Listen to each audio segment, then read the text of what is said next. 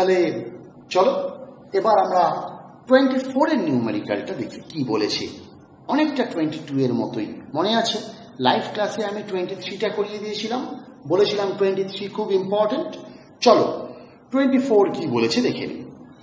Two equal small spheres, each weighing 1 gram, are hung by equal silk threads attached to the same point. The spheres are charged when in contact and come to rest with their centers 2 cm apart and 20 cm vertically below the point of support. Find the charge on each sphere. If G is equal to 980 cm per second square, how will the force of repulsion be affected if the plate of glass of K is equal to 8 is placed between the spheres? এরকমই numerical 24 এরটা। চলো আমরা 24 এরটা দেখে নিই কি হয়। 24 এ diagram একদম same, যেরকম ছিল সেরকম, এই দুটো ইকুয়েশনও সেম। এবার দেখা যাক কি বলেছে। প্রথমে বলেছে চার্জ অফ দ্য স্ফিয়ার কত, চোখ কান বুঝে তুমি ডিভাইড করে দিলে। ডিভাইড করার পর এবার তোমার কাজ শুরু হচ্ছে। প্রথমে জিজ্ঞাসা করেছে চার্জ অফ দ্য স্ফিয়ার, প্রত্যেকটা স্ফিয়ারের চার্জ কত জিজ্ঞাসা করেছে। চলো আমরা ডিভাইড করে এটা পেয়েছি, তাহলে Q square, Q equal to কত পাবো, আগের মতো আমি আর স্টেপ বাড়াচ্ছি না। কিউ ইকুয়াল টু পাবো 4 pi epsilon 0 into mg into r square into tan theta two the power half. ঠিক বললাম? therefore কিউ পাবো আর স্কোয়ারটা বাইরে বেরিয়ে আর হয়ে গেল 4 pi epsilon 0 into mg into tan theta two the power half. একটা কথা আছে, সত্যি কথা বলতে কি একটু দেখা দরকার এখানে কি কি ইনফরমেশন দিয়েছে। এখানে বলে দিয়েছে 24 এর নিউমেরিক্যালি প্রত্যেকটা স্ফিয়ারের মাস হলো 1 গ্রাম। তাহলে here m is equal to 10 to the power minus 3 kg হলো প্রথমটা। নেক্সট বলে দিয়েছে যে স্ফিয়ারগুলো সেন্টারের মধ্যে সেপারেশন 2 সেন্টিমিটার, মানে আর বলে দিয়েছে 2 সেন্টিমিটার, এই আর যেটা, তার মানে r is equal to 0.02 metre. তারপরে বলে দিয়েছে আরেকটা জিনিস, সেটা বলেছে এইটা, এই ভার্টিক্যাল হাইট বলে দিয়েছে 20 সেন্টিমিটার। আচ্ছা একটা কথা বলবো, থিটা কিন্তু এখানে দেয়নি, এই নিউমেরিক্যালে থিটার কোনো ভ্যালু দেয়নি। এর মানে থিটার ভ্যালু দেয়নি মানে হ্যাঁ তোমাকে r/2 দিয়ে দিয়েছে আর এটা দিয়ে দিয়েছে, মানে তো tan থিটা ইনডাইরেক্টলি দিয়েই দিয়েছে। তাহলে চলো tan theta is equal to r/2 by এইটা, তো r/2 কত হবে, r তো 0.02 মিটার, তার মানে r/2 হবে 0.01 ডিভাইডেড বাই এইটা, এটা কত বলেছে 20 সেন্টিমিটার, মানে 0.20 হয়ে গেল tan থিটা। আর কি বলেছে, জি বলেছে 980 সেন্টিমিটার পার সেকেন্ড স্কোয়ার, মানে 9.8 মিটার পার সেকেন্ড স্কোয়ার।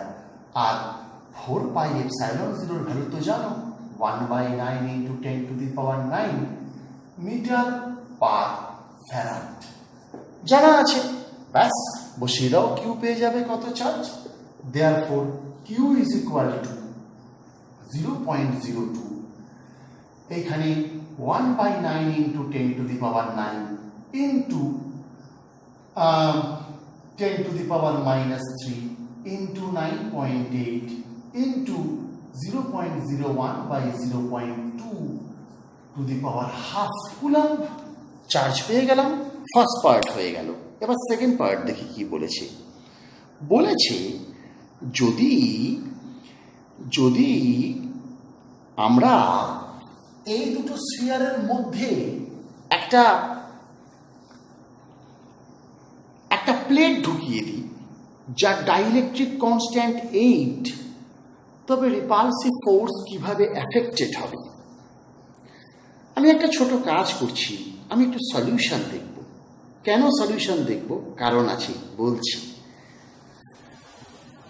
আমরা এই নিউমেরিক্যালের মানে এই যে 24, এই 24-এর সলিউশনে যখন আমরা গেলাম একটা অদ্ভুত জিনিস আমরা দেখলাম। আমি ঠিক যেটা সন্দেহ করেছিলাম সেটাই হয়েছে। প্রবলেম হলো একবারও কিন্তু বলেনি যে দুটো স্ফিয়ারের মধ্যে পুরো মিডিয়ামটা ডাইইলেকট্রিক মিডিয়াম, এটা কিন্তু বলেনি। খালি বলেছে দুটো স্ফিয়ারের মধ্যে একটা ডাইইলেকট্রিক প্লেট বসানো হয়েছে। শোনো, যদি ডাইইলেকট্রিক প্লেট বসানো হয় তাহলে এই যে ফোর্সটা 1/4πε0 q²/r², সেটা একটু কমবে, কিন্তু কতটা কমবে বলা সম্ভব না। যদি দুটো স্ফিয়ারের মধ্যে পুরোটাই ডাইইলেকট্রিক মিডিয়াম থাকে তাহলে বলা সম্ভব যে ফোর্স কত কমবে। কিরকম কমবে? যদি এটা হয় যে দুটো স্ফিয়ারের মধ্যে পুরোটাই dielectric medium. Now if a dielectric medium of k is equal to 8 is put between the spheres, then কত হয়? তাহলে ব্যাপারটা একটু চেঞ্জ হয়ে যায়। কিরকম চেঞ্জ হয়ে যায় একটু তোমাদেরকে বলছি। তাহলে যদি কোনোভাবে দুটো স্ফিয়ারের মধ্যে একটা ডাইইলেকট্রিক মিডিয়াম পুরোপুরি অকুপাই করে থাকে তাহলে ইলেকট্রোস্ট্যাটিক ফোর্সটা 1/kth হয়ে যায়। Then the electrostatic force between the spheres becomes কত হয় বলো? ফোর্সটা কত হয়ে যায়? আগে কত ছিল? F ছিল। এখন কত হবে? F dash is equal to 1/4πε0 k into q²/r²। ঠিক? Therefore F dashed by F is equal to কত হবে? 1/k মানে 1/8। তার মানে F dashed is equal to 1/8 of F, মানে ফোর্সটা 1/8 পার্ট হয়ে যায়। ফোর্সটা 1/8 পার্ট হয়ে যায়। যদি 24 হয়ে গিয়ে থাকে তাহলে আমাদের 24 হয়ে গেল। কিন্তু যদি 24 হয়ে গিয়ে থাকে, চলো এবার 26 কি বলেছে আমরা একটু এবার দেখে নেব। 26 কি বলেছে চলো তাহলে একটু দেখে নেওয়া যাক 26 কি বলা হয়েছে। একটু মন দিও 26 এ কি বলেছে আমরা একটু দেখে নেই। চলো 26 এ বলেছে 3 equally charged objects are located at +4QL in figure, ভুল বললাম। 3 equally charged objects are located as shown in the figure। বাহ, তিনটে চার্জ অবজেক্ট দেখিয়ে দিয়েছে A B C। আচ্ছা, যেরকম দেখিয়েছে সেরকম ডায়াগ্রাম ড্র করি। 26 ডায়াগ্রাম কিরকম? এইটা বলেছে A, এইটা বলেছে B, এইটা বলেছে C। A আর B এর মধ্যে ডিস্টেন্স বলে দিয়েছে 0.02 মিটার। অ্যাকচুয়ালি ডিস্টেন্সটা বলে দিয়েছে 2 সেন্টিমিটার, সেটাকেই আমি 0.02 মিটার বলছি। আর বি আর সি এর মধ্যে ডিস্টেন্স বলে দিয়েছে, বি আর সি এর মধ্যে ডিস্টেন্স বলে দিয়েছে 0.01 সেন্টিমিটার। ঠিক, খুব ভালো কথা। The electric force exerted by the object A on B is 3 into 10 to the power minus 6 Newton.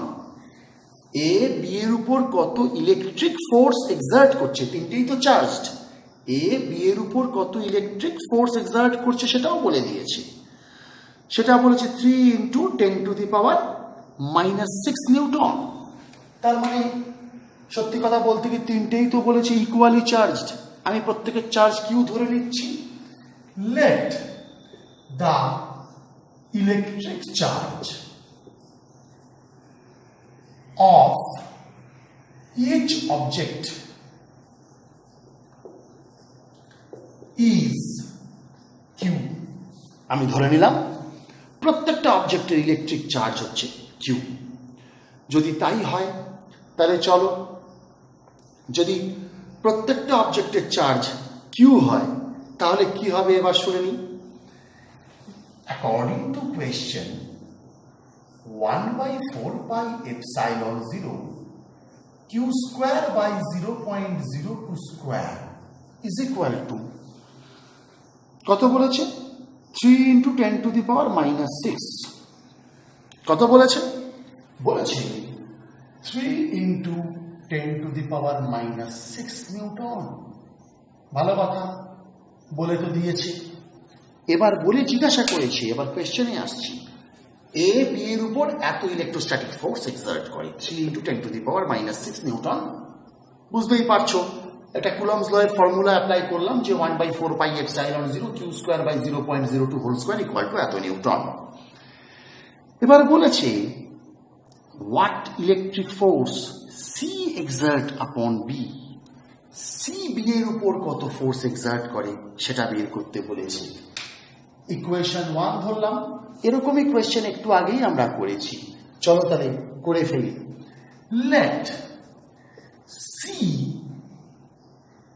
exerts force F upon B, therefore 1/4 pi epsilon 0 q square by 0.01 square is equal to F। এটা equation 2।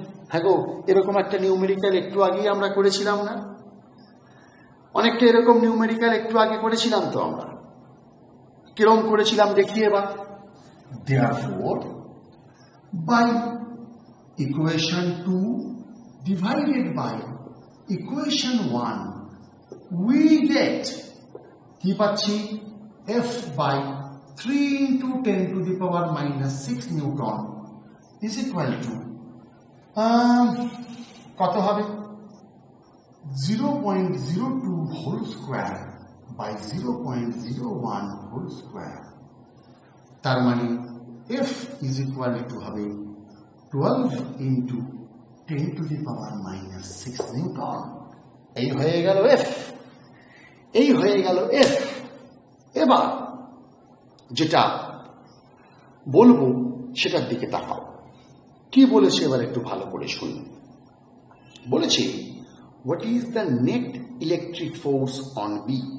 প্রথমে তো পেয়ে গেলাম, শোনো তিনটেই তো similar charge. এ B এর উপর এদিকে চার্জ দেয়, ফোর্স দেয়, সি বি এর উপর এদিকে ফোর্স দিচ্ছে, তাই তো? দুটো অপোজিট ফোর্স তো, রিপালসিভ ফোর্স তো। বলেছে বি এর উপর নেট ফোর্স কত? হ্যাঁ গো, সি বি এর উপর তো বেশি ফোর্স দিচ্ছে। এফ সাফিক্স এর থেকে এফ সাফিক্স সি বেশি তো। এফ সাফিক্স সি বলে দিয়েছে, দেখো এক্ষুনি বের করলাম। এই যে এফ সাফিক্স সি ধরে নিচ্ছে এটা, হ্যাঁ F suffix C, F suffix C এর ভ্যালু পেয়ে গেলাম 12 into 10 to the power minus 6 newton. আর বলে দিয়েছে এফ সাফিক্স এ হচ্ছে 3 into 10 to the power minus 6 Newton. কোনটা বেশি? এদিকের ফোর্স বেশি, এদিকের ফোর্স কম। এক্ষুনি তো বের করলাম সি বি এর উপর কোন দিকে কত ফোর্স দেয়, এদিকে ফোর্স দেয় 12 into 10 to the power minus 6 Newton. Therefore, the net force upon B is 12 minus 3 into 10 to the power minus 6 Newton is equal to 9 into 10 to the power minus 6 Newton। হলো? যদি হয়ে গিয়ে থাকে তাহলে চলো এবার আমরা নেক্সট নিউমেরিক্যালে আসব। নেক্সট নিউমেরিক্যাল তাহলে আমাদের 26ও হয়ে গেল। এবার আমরা 27 এর নিউমেরিক্যাল জানব। দেখি 27 এর নিউমেরিক্যাল কি বলেছে। 27 এর নিউমেরিক্যাল বলেছে, চলো এই হলো 26, 27 নিউমেরিক্যাল কি বলেছে চলো একটু জেনে নিই 27 এর নিউমেরিক্যাল কি বলেছে। 27 এর নিউমেরিক্যাল আসছি। 27 এর নিউমেরিক্যাল একটু মন দিয়ে শুনবে। বলেছে 3 small charged spheres with equal charges on them are placed as shown in the figure।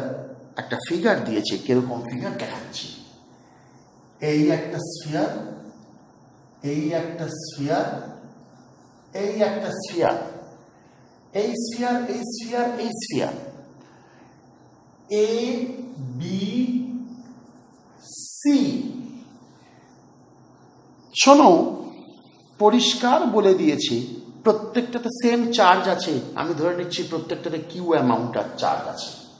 Late Q is the charge on each of the sphere, each of the spheres. আমি ধরে নিচ্ছি প্রত্যেকটা স্ফিয়ারে কিউ অ্যামাউন্ট অফ চার্জ আছে। এবার কি বলেছে দেখা যাক। বলেছে যে A and C are fixed in position. A আর সি নাকি পজিশনে fixed, and B can be move. B নাকি বি ক্যান মুভ, বি কে নাকি চেঞ্জ করা যায়। আচ্ছা, আর কি বলেছে? আরেকটা জিনিস বলে দিয়েছে, এ আর বি এর মধ্যে distance 2/√3 into 10 to the power minus 2 metre. আর বি আর সি এর মধ্যে ডিস্টেন্স বলে দিয়েছে 0.01 মিটার। আসলে এগুলো সেন্টিমিটারে আছে, আমি আগেই এগুলোকে মিটারে কনভার্ট করে দিলাম। এবার কি বলেছে দেখি। বলেছে what force A exerts on B. A B এর উপর কত ফোর্স এক্সার্ট করছে সেটা বার করতে বলেছে। চলো দেখে নিই। আমি ধরে নিলাম এ বি এর উপর F suffix A force exert করছে। এই হলো F suffix A. Second question, what is the net force on B. ও একটা কথা বলেছে, C exerts a force of 4 into 10 to the power minus 4 newton on B. এটা বলে দিয়েছে সি নাকি বি এর উপর যে ফোর্সটা এক্সার্ট করে সেটার ভ্যালু কত বলেছে? সেটার ভ্যালু বলেছে 4 into 10 to the power minus 4 newton. 4 into 10 to the power minus 4 newton force C B এর উপর এক্সার্ট করে। জানতে চেয়েছি এ বি এর উপর কত ফোর্স এক্সার্ট করে। অনেকটা এরকমই নিউমেরিক্যাল। তাহলে এরকম নিউমেরিক্যাল তিনটে পেলাম, চলো বের করি। অ্যাকর্ডিং টু কোয়েশ্চেন কি বলেছে? সি বি এর উপর কত ফোর্স এক্সার্ট করে বলে দিয়েছে। F suffix C is equal to 4 into 10 to the power minus 4 Newton is equal to 1/4 pi epsilon 0 q square by 0.01 square। এটা ইকুয়েশন 1। ঠিক বললাম? সি বি এর উপর কত ফোর্স এক্সার্ট করে? এত ফোর্স এক্সার্ট করে।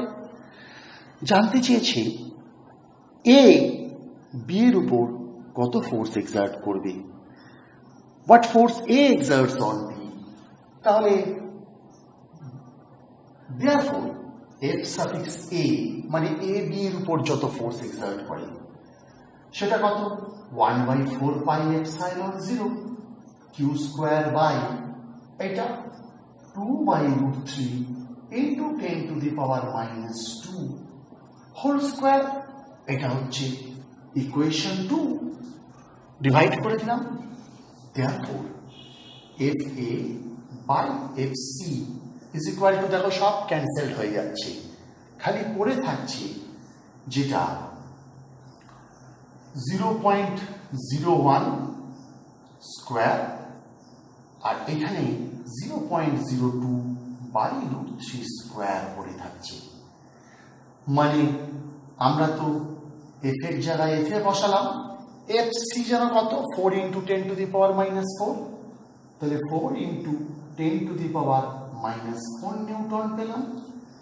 পেয়ে এইখানে লিখে দিলাম 3/4, রাইট হ্যান্ড সাইড দেখো 3/4 আসছে, তাহলে এফ সাফিক্স এ আসলো 3 × 10⁻⁻⁴ নিউটন।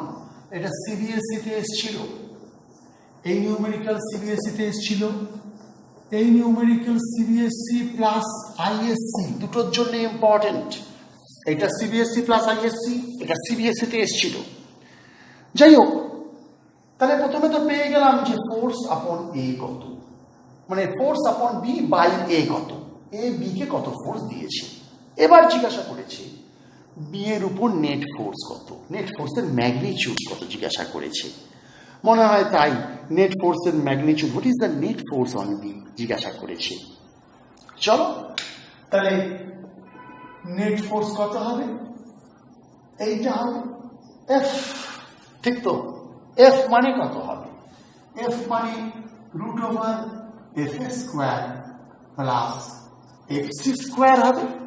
তাহলে therefore the net force on B is F is equal to √f² plus f(c² is equal to, চলো ভ্যালু বসিয়ে দিই, একটা 3 × 10⁻⁻⁴, একটা 4 × 10⁻⁻⁴, √3² plus 4² into 10⁻⁻⁴ নিউটন, মানে 5 × 10⁻⁻⁴ নিউটন।